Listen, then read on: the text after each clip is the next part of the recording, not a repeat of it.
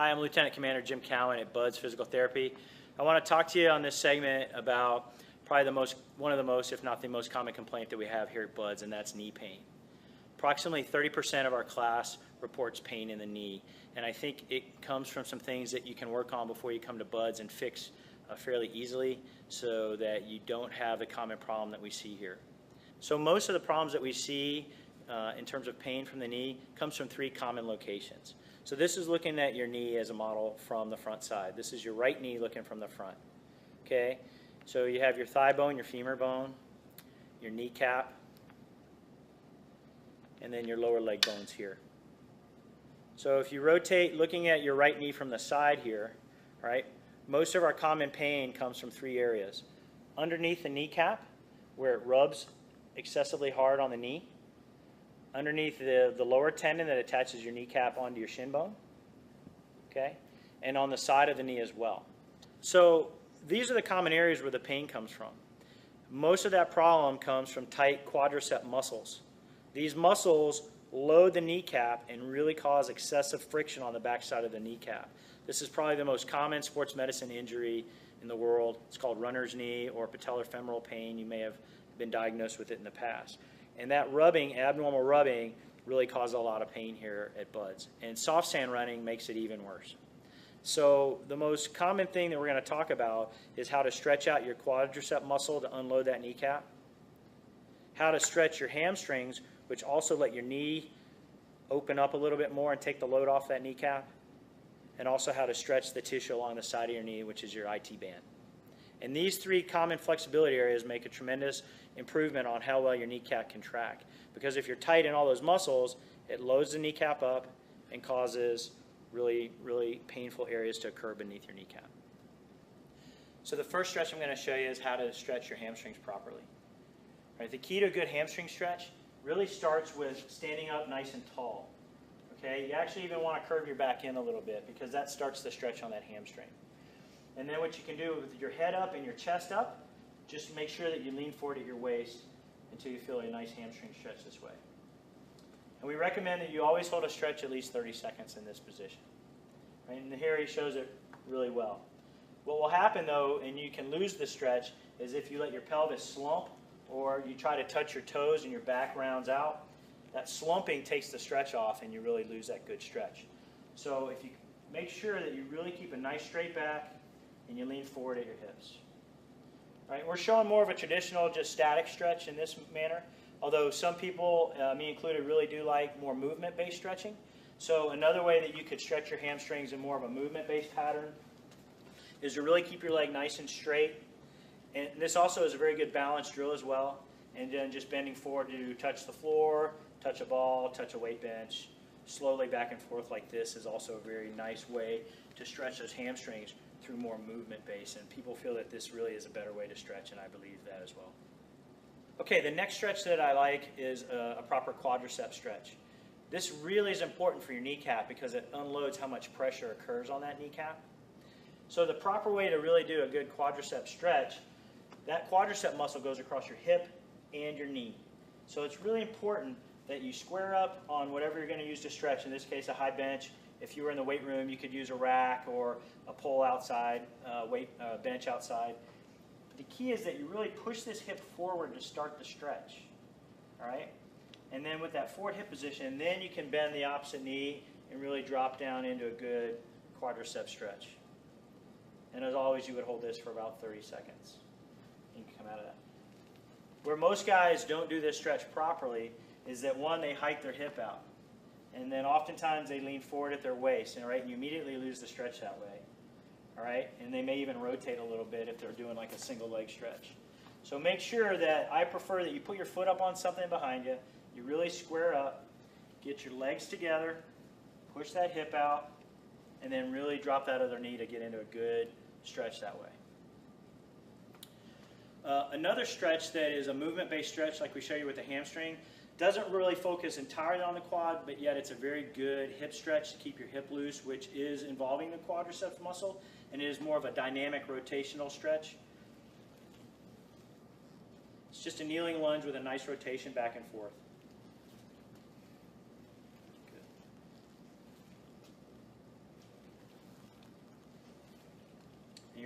accentuate a lot of trunk rotation and feel it through that front side of the hip.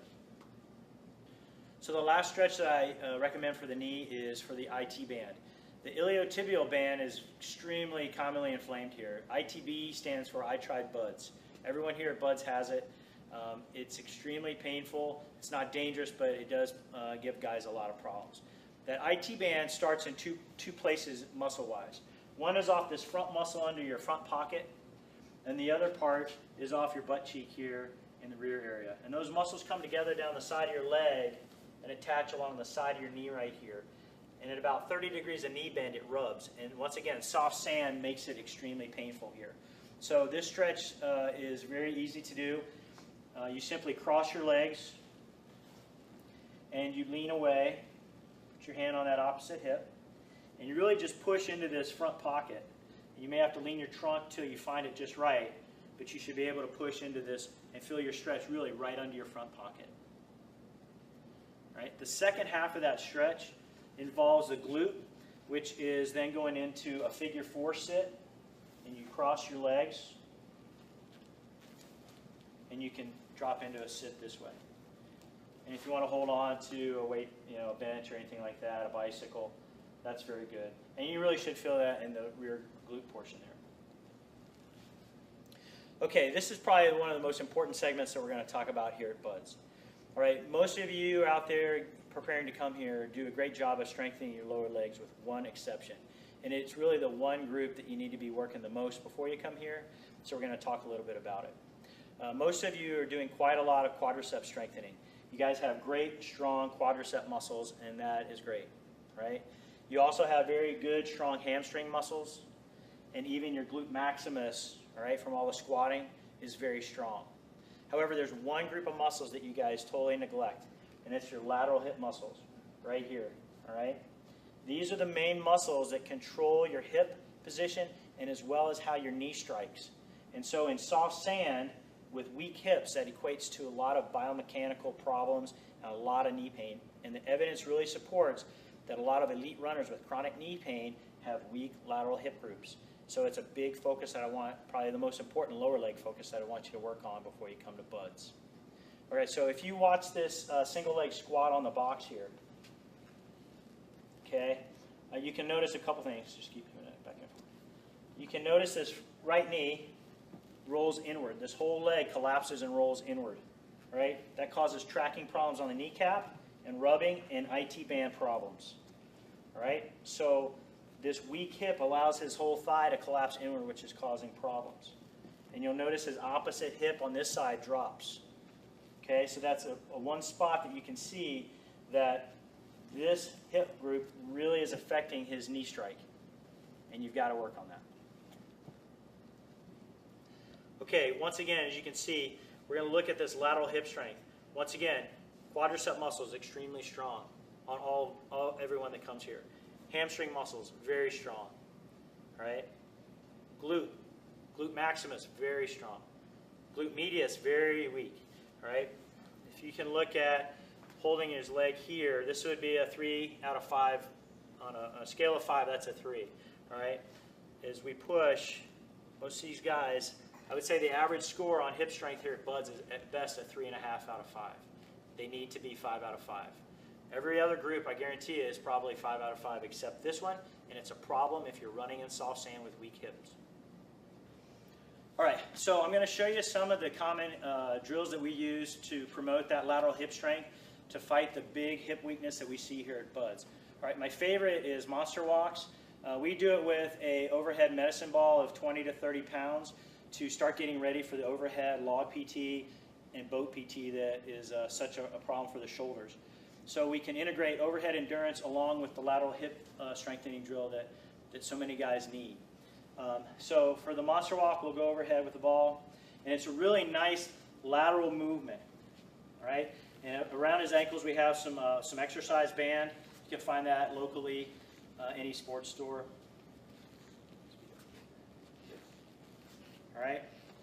And he'll tell you that he's really feeling that burn right here on the lateral hips. Okay? And you can do these as laps around your weight room. As you get to each corner of the gym, you can do some air squats. really driving your knees to stay open and not collapse in like we showed earlier. We're just trying to avoid that knee from rolling in with good lateral hip strength. And you could do 30, 40, 50 air squats on either corner of the gym as you did some laps with this. And that's a really nice all-encompassing hip and shoulder workout. Okay, another drill we have folks work on that is really what we showed you earlier is working on the technique. Watching how your knee strikes, making sure that you're aware of how a good knee should track and not roll inward excessively. So we have guys do a lot of step drills. You could step on a weight bench and look at yourself in the mirror that way, or if you have a small step with a mirror available, that's also a very good strength drill and just technique work as well. So you can do the single leg squat like we showed earlier.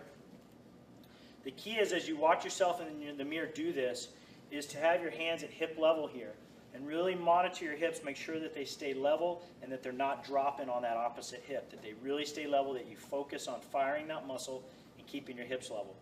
The other thing is that you're watching where your knee is tracking. You want it to track straight out and straight back, not start deviating towards midline, to really be able to work at controlling that knee squat with good form. And the last thing you want to look at is your shoulders. Right? You don't want to lean into the stance leg because that eases the work requirement as well. So your shoulders should stay equal and level, your hips should stay equal and level, and your knee should track straight out and straight back. And you need to really work on good technique with that. Okay, so the last drill that I really like for the lateral hip strength are just side cable raises. You can do this. Almost every gym has some kind of cable rack available to you.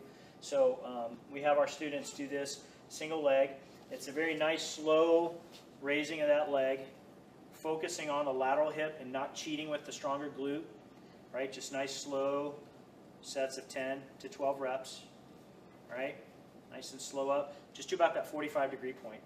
And this works the hips in two ways. This hip is actually working for the strength movement, and the opposite hip really has to be used to stabilize and balance, so it also gets a good amount of work on this as well. So pure strengthening and balance. It's a good balance exercise for any kind of knee, hip, or ankle injury. So we do this quite a lot. I do like this one. So we're going to wrap up talking about knee pain. All right, it really is in two areas that you need to focus. One is on the proper stretches of the muscles that have some influence on your kneecap, mainly your quadricep muscle, your hamstrings, and that IT band that runs along the side of your leg. You need to work on these stretches at least twice during the day. Once after your workout, during that 5 minutes while you're cooling off, and one other session during the day is what we recommend. A couple stretches, a couple repetitions, holding for about 30 seconds is all you need to do that. But if you work on those key areas, it will have a large influence on your kneecap, how it works, and how little pain that you will have while you're here, right? The other is really one of, like I said, the biggest things that is neglected here. We talked about it in the stress fracture segment. We're going to talk about it in the knee pain segment, right? It is your lateral hip strength. You've got to work on these lateral muscles and keep them strong. They're going to be the best friend of your knee and your ankle when you come here running in soft sand. Also, we mentioned, 30 to 40% of our mileage is done on unstable, soft sand. So just like we mentioned in the training tips, make sure that your running is happening on some kind of unstable surface, whether it is a farm road or trail running or beach if you have it, but you need to make sure that at least a third of your mileage is on some kind of unstable surface so that your knee gets used to that requirement, all right? And that combined with the right stretching and the right lateral hip strengthening should get you a long way to avoiding the knee pain that comes here at BUD/S. So, Lieutenant Commander Jim Cowan, here's hoping that you have some good knee health and you stay away from our clinic when you come to BUD/S.